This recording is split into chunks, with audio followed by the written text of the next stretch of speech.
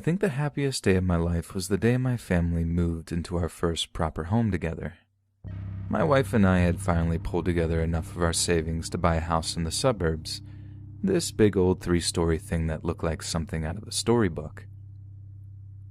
To go along with the picture-perfect scene of domestic bliss, we bought a dog. Our 6-year-old daughter had been asking for one ever since she learned to talk. Her first words were actually doggy and then good doggy. She'd pointed to them in parks, smile, and giggle when she saw them in her early learning books. They became something of an early obsession to her. So the day after the happiest day of my life was the second happiest. The day I got to see the look in my daughter's eyes when we brought home the dog of her dreams, a labradoodle named Elsa. After a few months of us living in such a quiet, nice neighborhood, something happened that made us all extremely nervous. The first missing pet poster didn't cause too much alarm. I mean, it sucked for the family whose dog went missing. Their kids were devastated. But at the risk of sounding heartless, these things happen, especially since the area we lived in was often visited by coyotes in search of leftover garbage food. One of the first things I did was make sure the garden fence in our backyard was tall and secure. But when the second missing pet poster went up, the neighborhood started to get a little more concerned. A homeowners association meeting had people bringing up the possibilities of mountain lions, hawks, or even bears being responsible for our missing pets. A consensus was reached to keep an eye out for whatever was responsible.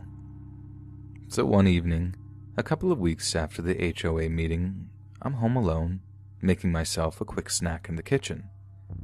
My wife is out with our daughter and our dog Elsa was out in the backyard. She's always been quite a vocal dog, barking or whining at anything and everything, so the occasional round of barking wasn't anything I was too concerned about. Besides, if that was her protecting the neighborhood from coyotes, then all the power to her. I didn't care if it was slightly irritating. So I'm done making my sandwich and I'm sitting in the living room watching some baseball highlights. The Red Sox are losing, as usual, and Elsa is barking up a storm in the backyard. Nothing particularly out of the ordinary, you see, so I'm sort of laughing to myself, thinking she's just annoyed at yet another terrible Sox season as I am.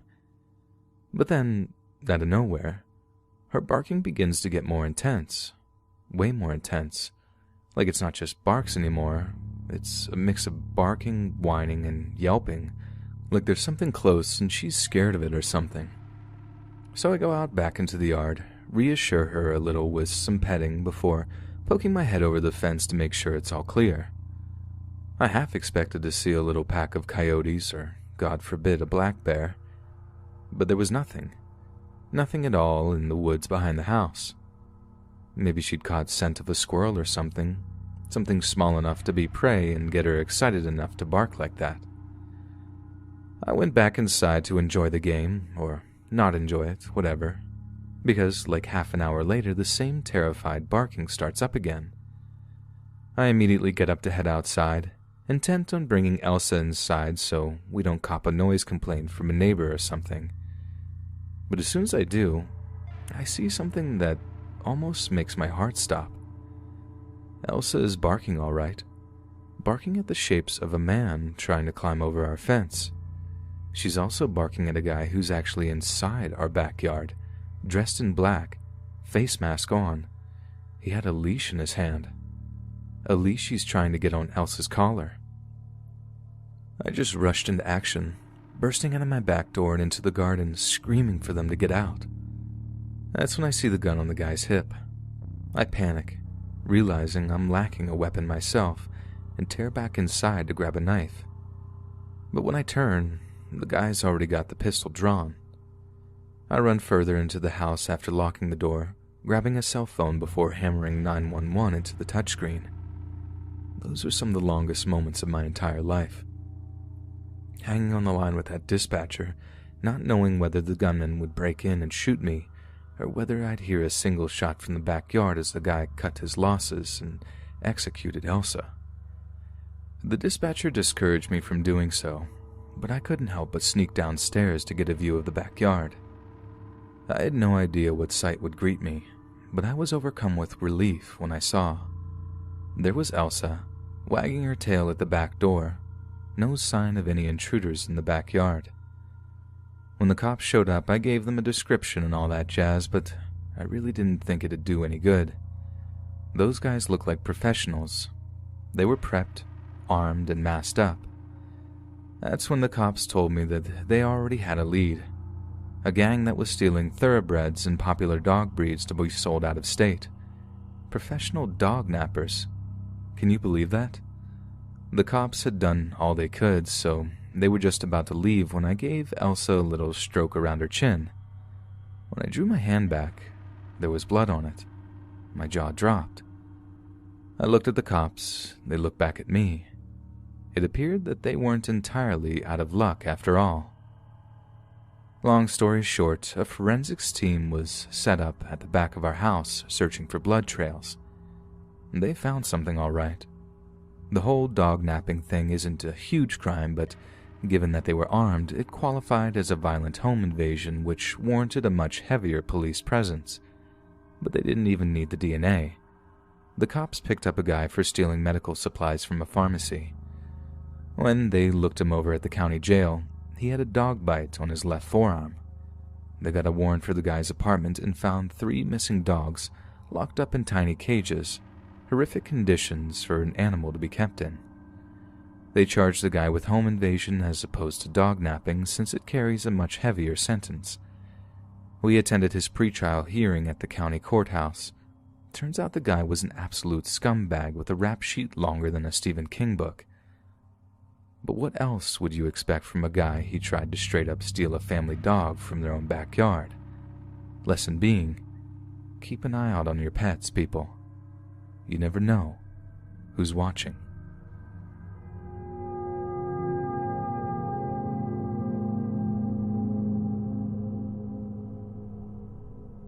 I've struggled with depression since my early teens.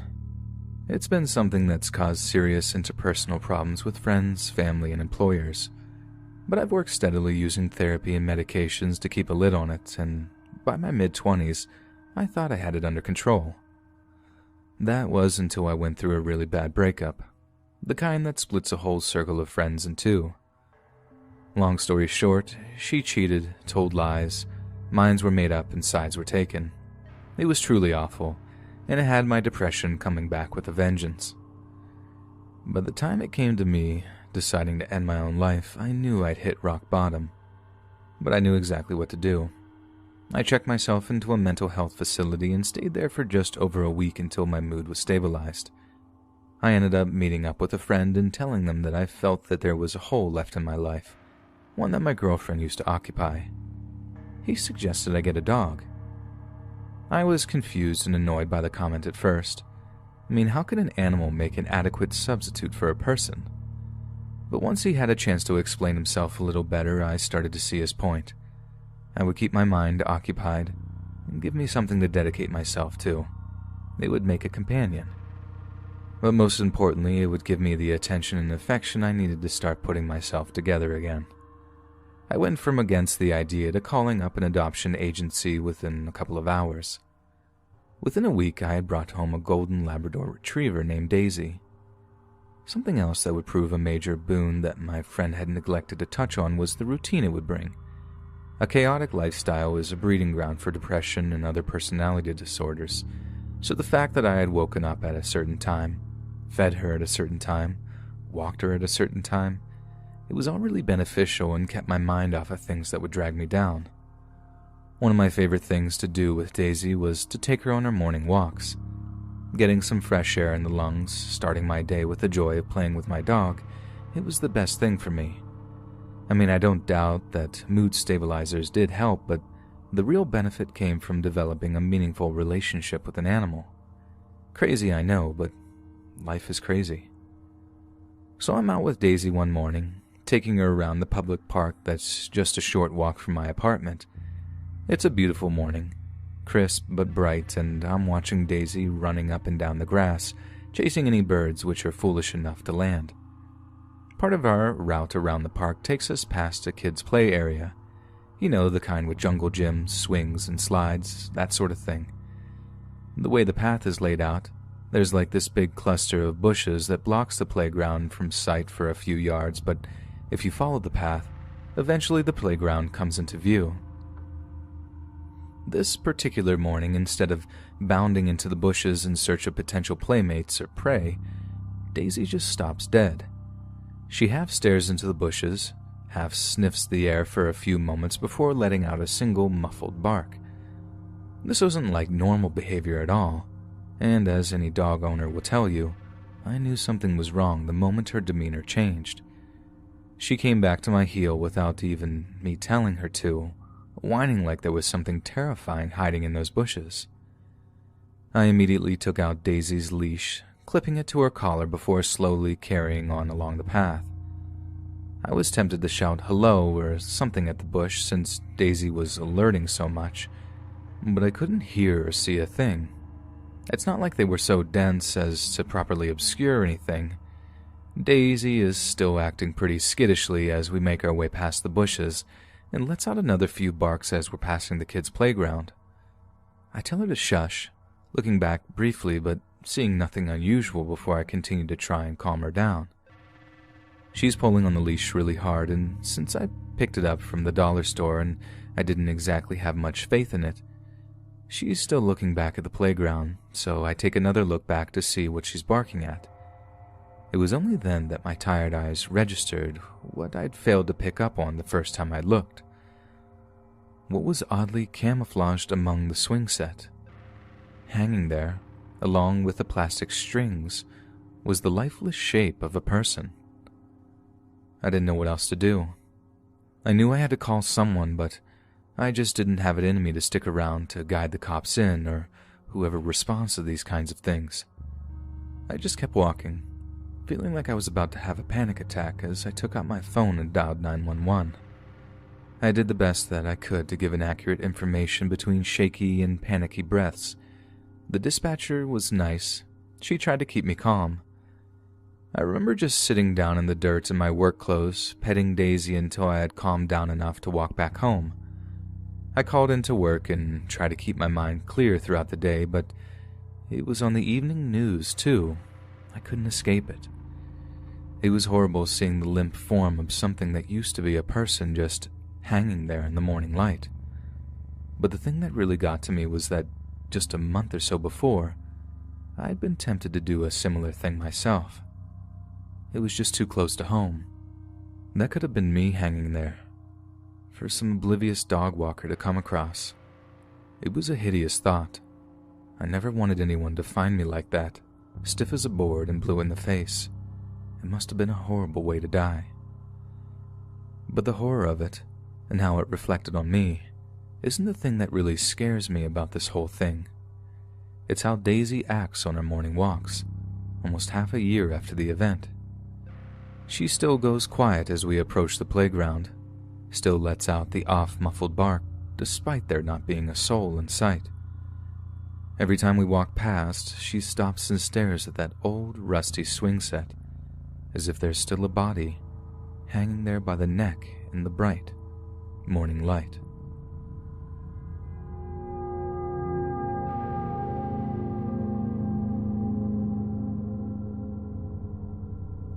So this whole thing starts when I moved in with my ex-girlfriend. Obviously, she was my girlfriend at the end, and we were very much in love.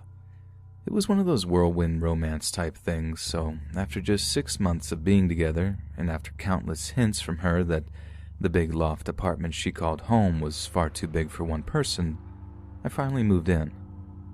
We were very different people, different personalities, different lifestyles, but you know what they say. Opposites attract, right? One thing we definitely had in common was our love for animals. She kept a few small pets, a corn snake, a cockatiel, stuff like that. Only she took her love of the natural world a little bit further than I did. She was a vegetarian for the first few months of our relationship, but not long after she moved on to being entirely vegan. Now, this didn't bother me at all since she didn't mind me eating meat. It was her personal choice not to.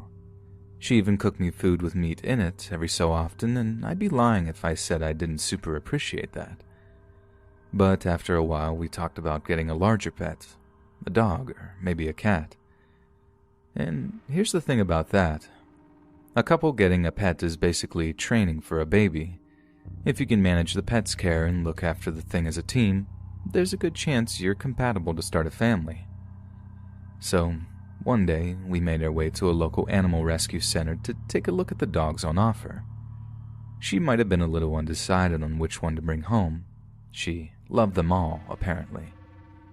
But as soon as I laid eyes on this big, cuddly-looking German Shepherd, I knew which one I wanted to give a home to. It took some convincing as she was torn between my choice and some of the smaller, cuter dogs that were available. But eventually I talked her around, and we ended up leaving with the female German Shepherd who was named Jazz. So as I mentioned, my ex was heavily into the whole vegan thing, but she was into the organic food movement too. I was down with that too, don't get me wrong. The organic food shop she used to buy my chicken and pork from did absolutely amazing quality meat.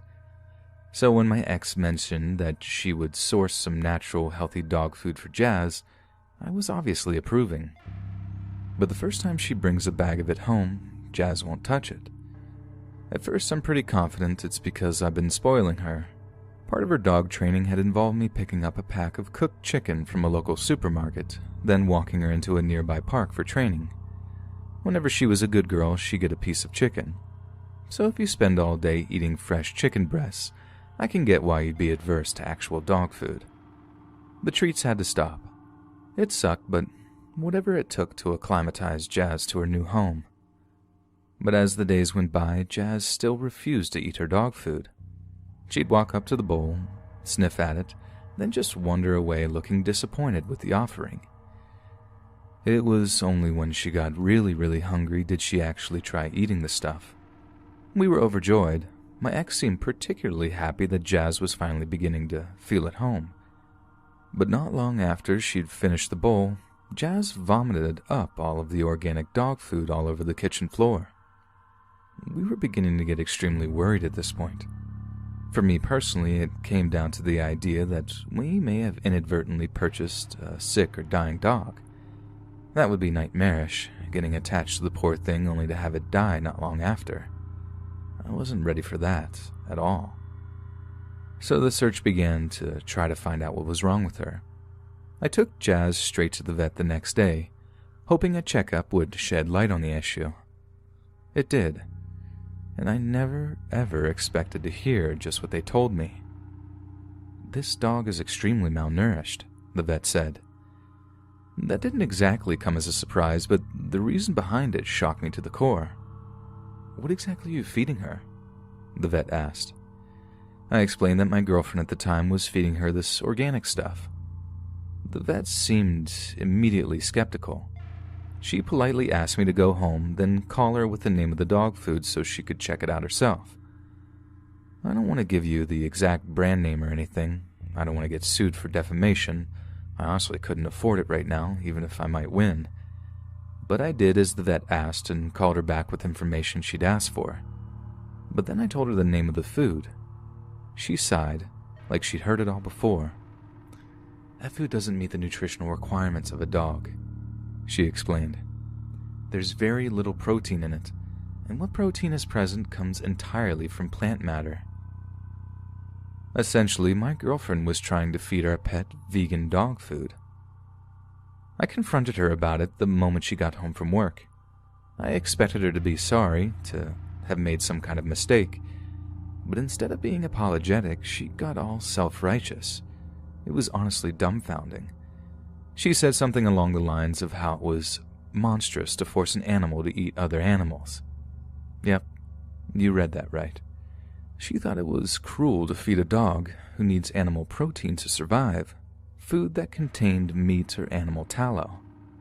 What's more, she told me she'd been working really hard trying to train Jazz to like the dog food, and that I'd messed up all of her efforts. Like it was me who was the bad guy, and not her for literally nearly murdering our dog with freaking vegan dog food. Apparently it was a case of go along with what she wanted or move out. So here's the thing. When we got her, all of the paperwork was filled out in my name. Every official document listed me as Jazz's owner, not my ex. I had a plan laid out before the sun went down. I moved out a few days later, back into my parents' house with Jazz in tow. At first, my mom was a little apprehensive about having such a big dog in her nice, neat little home, but she came around to the idea as soon as I told her the whole story. How my ex had almost killed her because some stupid ideal meant more to her than actually looking after an animal. It just strikes me as seriously ironic that the same people who claim to love animals more than anything else are the same people who have no problem inflicting unimaginable cruelty on the same things they claim to love so much.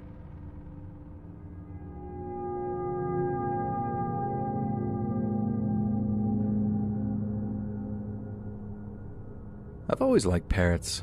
I was really into pirates when I was a kid. I used to watch Pirates of the Caribbean on loop sometimes while dressed in this little pirate costume.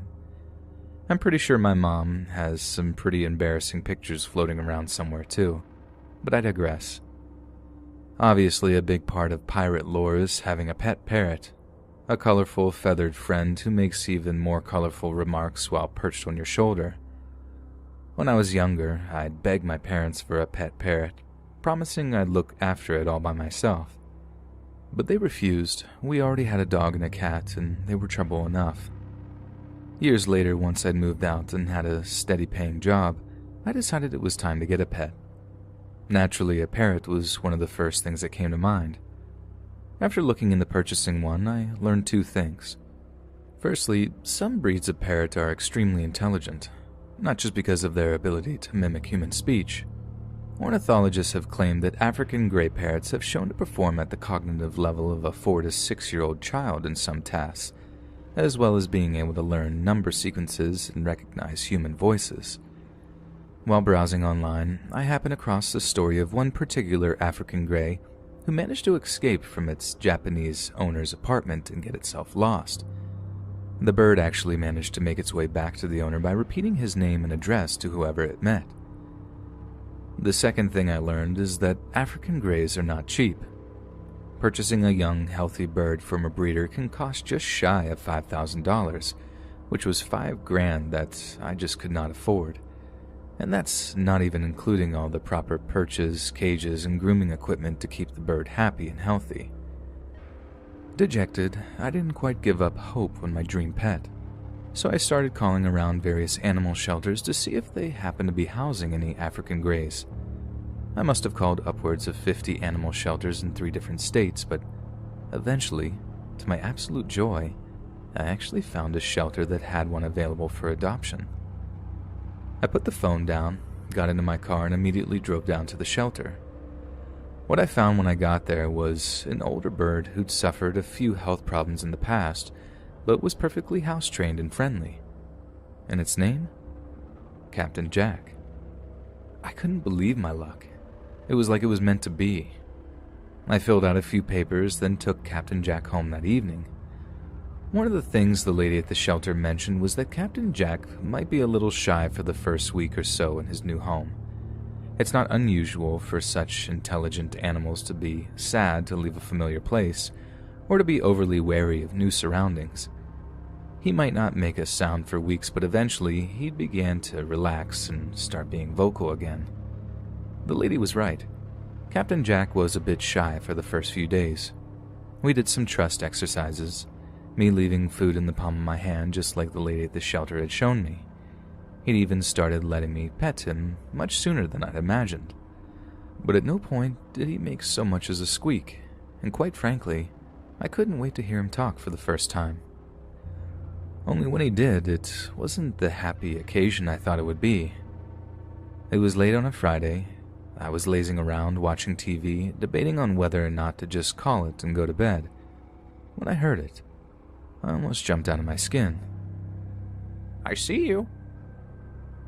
I didn't even realize it was Captain Jack at first, but when I did, he spoke again. "I can smell you." I should have been happy. I should have been elated that Captain Jack had finally gotten relaxed enough to speak. But I wasn't. I was just confused. "What did you say, boy?" But Jack said nothing. He just looked back at me, cocking his head. Still confused, I gave him a little pet on the head, then headed to bed to get some sleep. The next morning, as soon as I walked downstairs to get a coffee, I remembered the weird stuff that Captain Jack had said. I walked into the living room to say good morning to him, hoping he didn't come out with something even stranger. "Hi," I said in a cheery voice. I let out a huge sigh of relief, returning the cheerful greeting before fetching my coffee and a little feed for him. He kept up the good behavior for the rest of the day, too, only coming out with the odd "hi there" or "wow." It was simple stuff, but I got a real kick out of it. But once the sun went down, Captain Jack went quiet again. Despite me allowing him to roam freely around my apartment at this point, he actually opted to return to his cage. He stayed there, skulking around, not coming out at all. But it wasn't long before he spoke again. "Where are you hiding?" he hissed. I didn't move. I didn't speak. I just wanted to see where all this weird talk was going. Maybe I'd figure out just where he'd picked it all up. "When I find you, little rats." It sounded angry. "I see your nightmares." It was weird, discordant stuff, but it sent a chill through me as I tried to imagine where he'd been hearing things like this.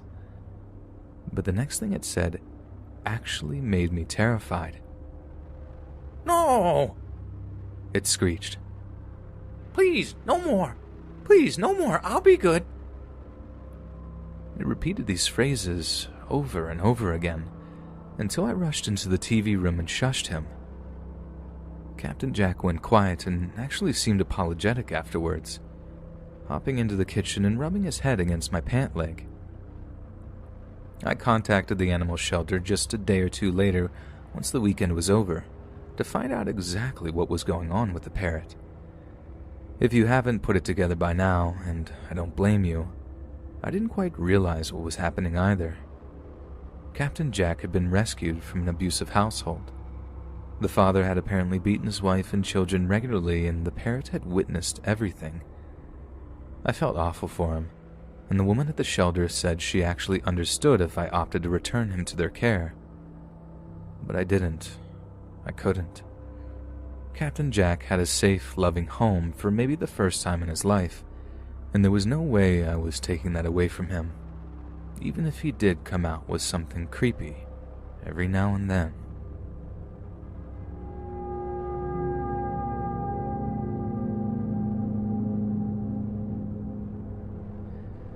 Sometimes people ask me why I decided to become an animal doctor, and honestly, the truth is that if I had known that I was going to be dealing with fearsome, biting terriers, panic-stricken piglets, or even cows stuck up trees, chances are I may have considered another profession entirely. But from the age of 9 years old, all I wanted to do was help animals. My mom and dad think this stems from me accidentally throwing my teddy bear into the fire as a kid, and never being able to forgive myself for not being able to repair the resulting scorch damage. In 2003, after 5 years of hard studying at Manchester University, I finally qualified as a veterinary surgeon.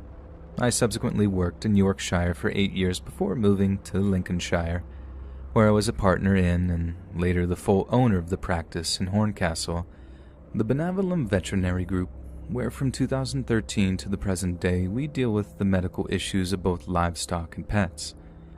Obviously, with it being my dream job, I find the work incredibly fulfilling, but it does have its downsides, mainly having to work weekends and nights.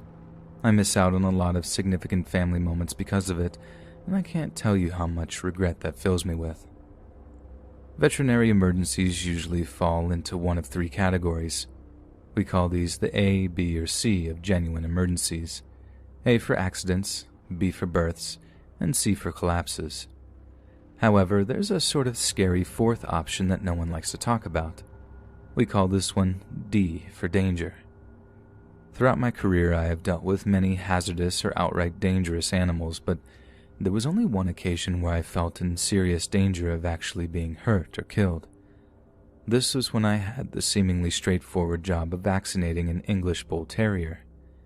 Despite rumors to the contrary, English Bull Terriers are usually a good breed to deal with, but when they are in a bad mood, they can be very difficult to treat safely. But in this particular case, the dog's owner parked outside the clinic and refused to bring the dog inside. At first, they explained this was because there were other dogs in the waiting room, but it wasn't long until I suspected some other behavioral issues. Instead of bringing him inside, they tied his 2 leads to some outside railings, pulling them tight so that the dog was unable to move. So when I went out, he was already snarling and growling, evidently in an immense amount of distress. Most owners get terribly distressed when we have to restrain their animals, and some even flat out refuse any kind of needles, even though the treatment is to benefit of their pet. But these owners seem to have no problem doing it themselves. I found that deeply worrying. However, I quickly decided this was no time to be a hero. Other patients were waiting to be seen. I would simply have to get the job done for the time being and maybe call the RSPCA for a welfare check later on. Nervously, I walked up to the restrained terrier and inserted the needle as gently as I could. Yelping and howling in pain, he only redoubled his effort to get free. I felt a spasm of fear as his violent struggling caused both collars to slip forward over his head. The livid hound was almost free. The female half of the owning couple immediately began screaming, "Oh my God, quick! Get back in the surgery! Get back in the bloody surgery!" I'm not one to dismiss a piece of sound advice like that, but I had one big problem. This furious barking ball of snarling aggression was blocking my way. One option was to jump onto the roof of a nearby van, but I thought better of it when I realized the dog could probably jump much higher than I ever could. It was crucial that I didn't display too much fear in front of the other clients watching these antics through the window of the practice, but still, I was absolutely terrified. My only realistic option was to take a running leap over the top of him and dart in through the door, slamming it shut behind me and smiling politely at the grinning customers waiting inside, which to my absolute shock, I actually managed to do. I never saw that bull terrier ever again. As a veterinarian, it can not only be your life and limbs that are at risk, sometimes it's your hearing that takes a battering. As veterinarian students, we have to gain experience with a range of animals, and I happened to get a work experience place on a pig farm.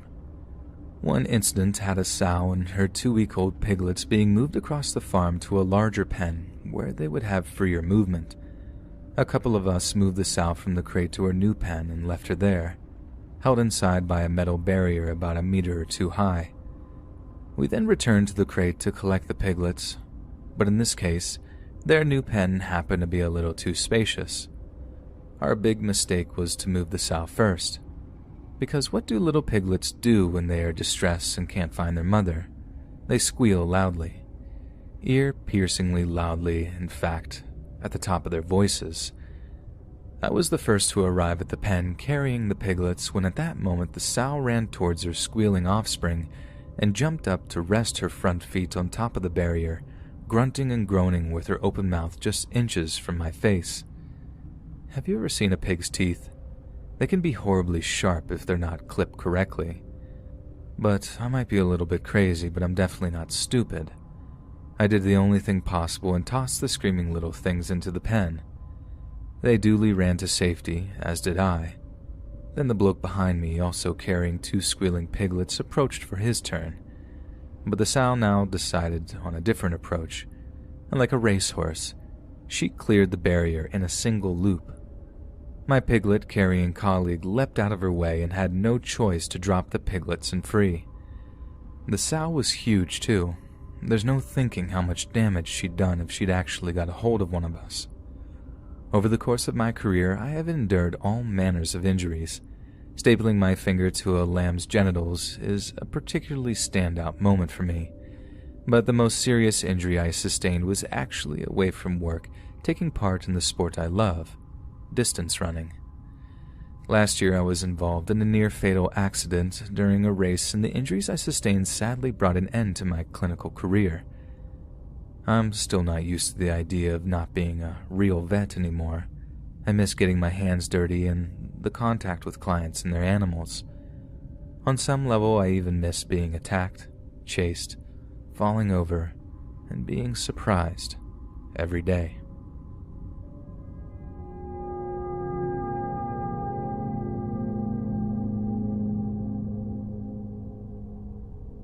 It was a beautiful sunny day, just a few light wisps of cloud in an otherwise crystal clear blue sky. 22-year-old U.S. Marine Sergeant Stephen Reichenbach was trudging his way up a steep green hill, his scouting dog, Major, moving steadily along beside him. He was on a mission, only he wasn't supposed to be. He was a short-timer, meaning his tour of Vietnam was coming to an end. Many American military units kept their short-timers safe from patrols and combat duty, as a soldier getting killed in action just a few days before the end of a tour was incredibly bad for unit morale. But Sergeant Reichenbach wasn't a week or even a few days away from going home. That beautifully sunny day was supposed to be his very last in Vietnam, his last day with his scouting dog Major. The replacement handlers had already arrived in country and were ready to pick up the leashes as soon as Reichenbach and his fellow handlers left Vietnam to make their way back home. But when the request came in for a dog team to go out with a group of Marines on a patrol mission, Reichenbach willingly volunteered himself. After all, it was his one last chance to work with his working dog Major.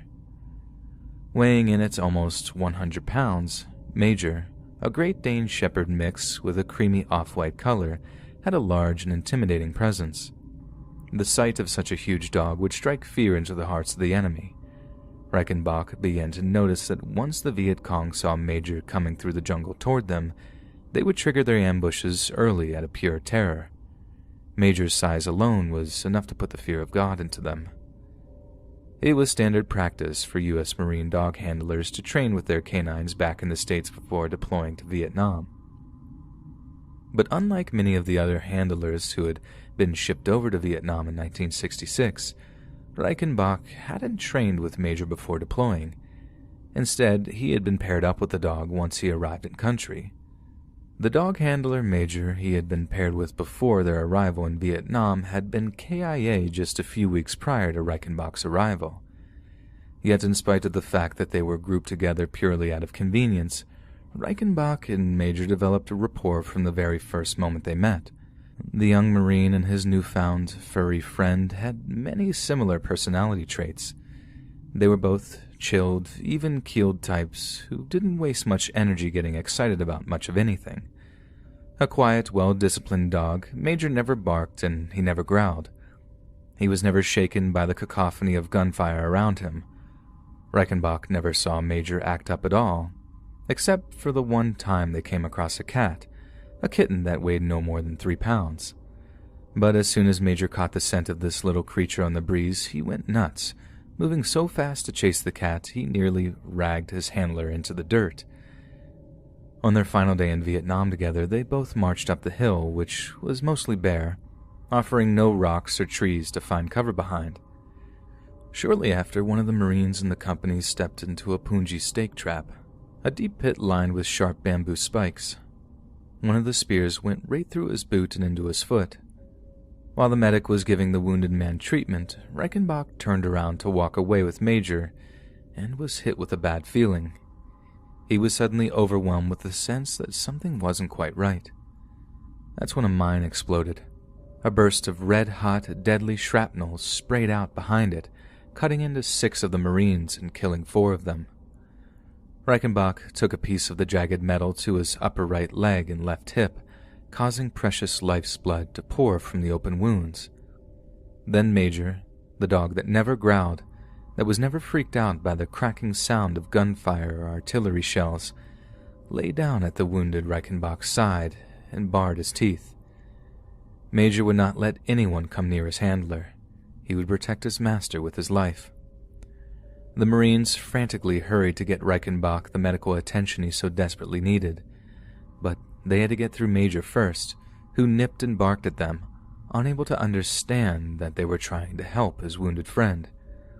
When the Marines finally got a muzzle on the dog, the company commander, Captain Walter Boomer, hoisted Major up and put him on the medical evacuation helicopter right on top of the wounded Reichenbach.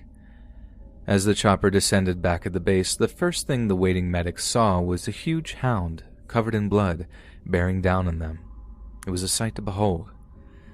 That was the last time Reichenbach would ever see Major. The Marine sergeant would spend the next 3 months of his service recuperating in a series of different military hospitals before finally flying back stateside. Meanwhile, Major was immediately paired up with a replacement handler, and as one of Reichenbach's fellow Marines would tell him later, when this new handler went to meet his new dog, Major was still covered in his old handler's blood. After Vietnam, and for the rest of his life, Reichenbach would never own another dog.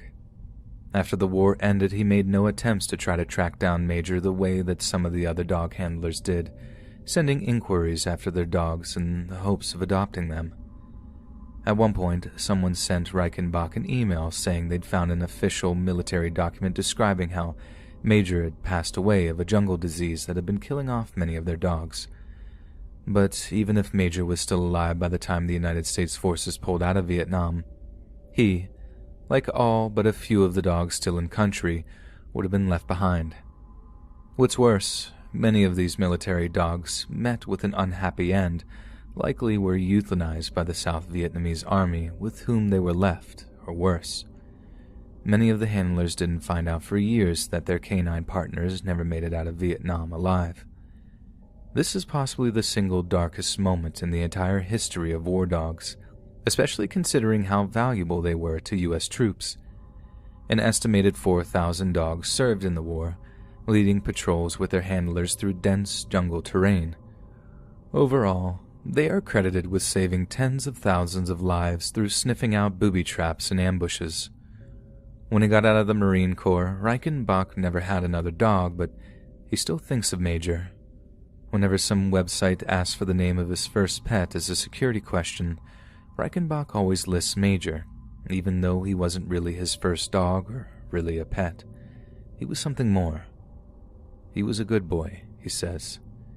He deserved better than he got, but he pauses, thinking for a moment. It was a useful life.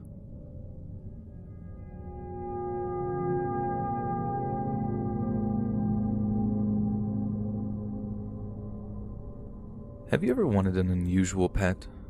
Dogs, cats, or the odd goldfish might be all well and good for certain people, but some lean towards a more unconventional choice of furry friends. It has not been completely unheard of for some wealthy owners to purchase lions, tigers, bears, or even primates. This is the story of one primate in particular, a chimpanzee by the name of Travis. Travis was born at the Missouri Chimpanzee Sanctuary just outside of Festus on October 21st, 1995. When he was just 3 years old, he was adopted by Sandra and Jerome Harold, who took Travis all the way back to their Stamford, Connecticut home. At first, in an effort to socialize him, the Harolds took Travis everywhere with them. They would take him to work with them, and he would often accompany them on shopping trips to local supermarkets. Travis grew to be an incredibly intelligent, capable animal. He was able to use keys to open doors, drink wine from a stemmed glass, water plants, feed hay to horses, and even dress himself. He was also so fond of ice cream that he memorized the schedule of passing ice cream trucks. During an interview, the Heralds claimed that Travis was able to use a computer and the TV's remote control, and that he was a huge fan of baseball. As an animal collector, Travis had appeared in several television shows and commercials, including spots for Pepsi and Old Navy. He had also appeared on the Maury Povich Show, The Man Show, and a television pilot that featured Sheryl Crow and Michael Moore. It wasn't long before Travis wasn't only famous in his hometown, he was well known all over the United States. But despite growing up around humans becoming somewhat socialized, Travis wasn't exactly perfectly behaved. In October of 2003, Travis escaped from Harold's vehicle at a busy intersection. It was on the loose for several hours while he held up traffic. The incident apparently began after a pedestrian threw something at the car that went through a partially open window and struck Travis while they were stopped at a traffic light. Frightened and angry, Travis promptly unbuckled his seatbelt, opened the car door and chased the man, but did not catch him. When police arrived, they lured the chimpanzee into the car several times, only to have Travis let himself out another door and occasionally chase the officers around the car. The incident led to the passing of a Connecticut law prohibiting people from keeping primates weighing more than 50 pounds as pets, and requiring owners of exotic pets to apply for permits. The Connecticut Department of Environmental Protection did not enforce the law of the Heralds because they had owned 200-pound Travis for so long that they did not believe Travis posed a public safety risk. 5.5 years later, on February 16, 2009, 55-year-old friend of Sandra Harold, Charla Nash, stopped by to visit her. When she arrived, she found that Travis had taken Sandra's car keys and was refusing to give them back. In an effort to get Travis back inside the house to retrieve the keys, Charla Nash picked up one of Travis's favorite toys, a Tickle Me Elmo, and showed it to the chimpanzee. Travis was familiar with Nash, who had also worked at the Harold's family car towing business, although Nash had a different hairstyle at the time of the attack, which may have confused and alarmed the chimp. To their absolute horror, Travis began attacking Charla Nash, inflicting devastating injuries to her face and limbs.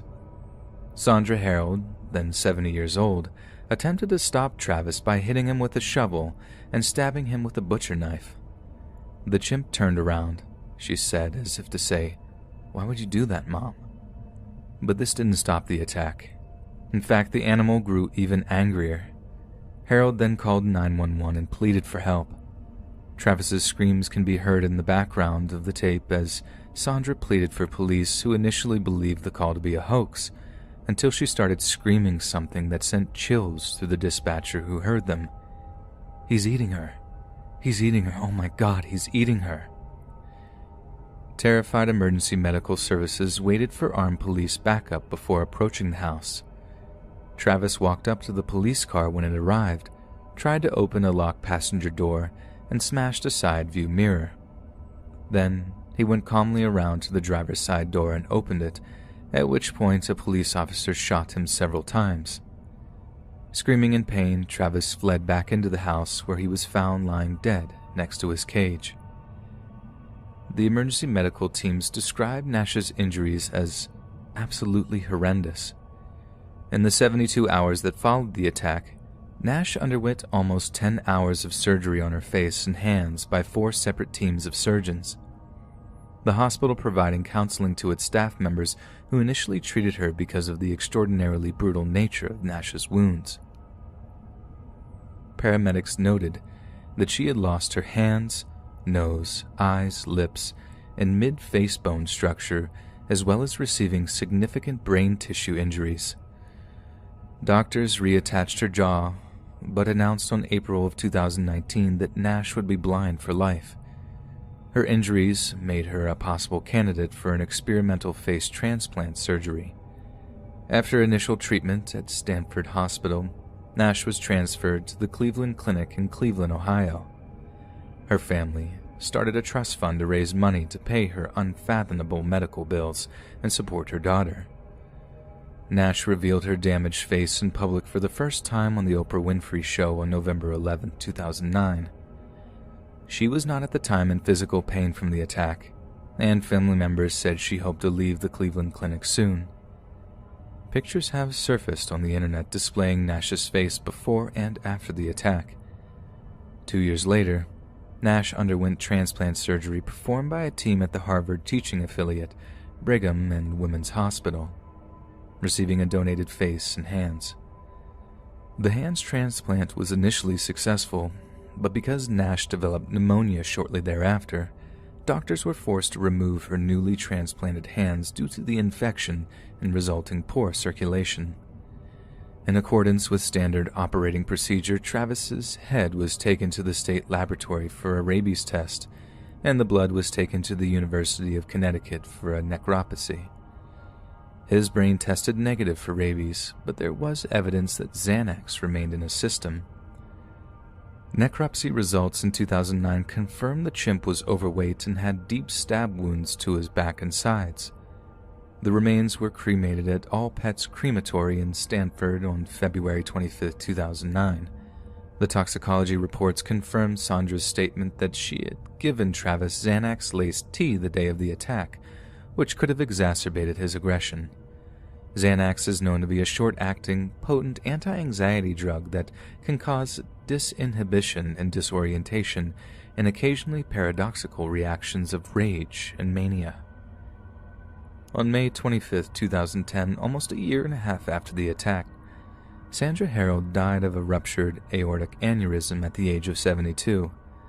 Miss Harold had suffered a series of heartbreaking losses over the last several years, beginning with the death of her daughter who was killed in a car accident, then her husband, then her beloved chimp Travis, as well as the tragic maiming of her friend and employee Charla Nash. In the end, her heart, which had been broken so many times before, could take no more. Hey friends, thanks for listening. Be sure to subscribe and click that notification bell to be alerted of all future narrations. If you got a story, be sure to submit them to my subreddit, r Let's Read Official, and give and receive feedback from the community, and maybe even hear your story featured on the next video. And join my Discord to interact with me and other listeners directly. And if you want to support me even more, grab early access to all future narrations for just $1 a month on Patreon, and maybe even pick up some Let's Read merch on Spreadshirt. And check out the Let's Read podcast, where you can hear all these stories in long compilation form and save huge on data, located on both Spotify and Apple Podcasts. Links in the bio. Thanks so much, friends. And remember, you can't milk a tree cow.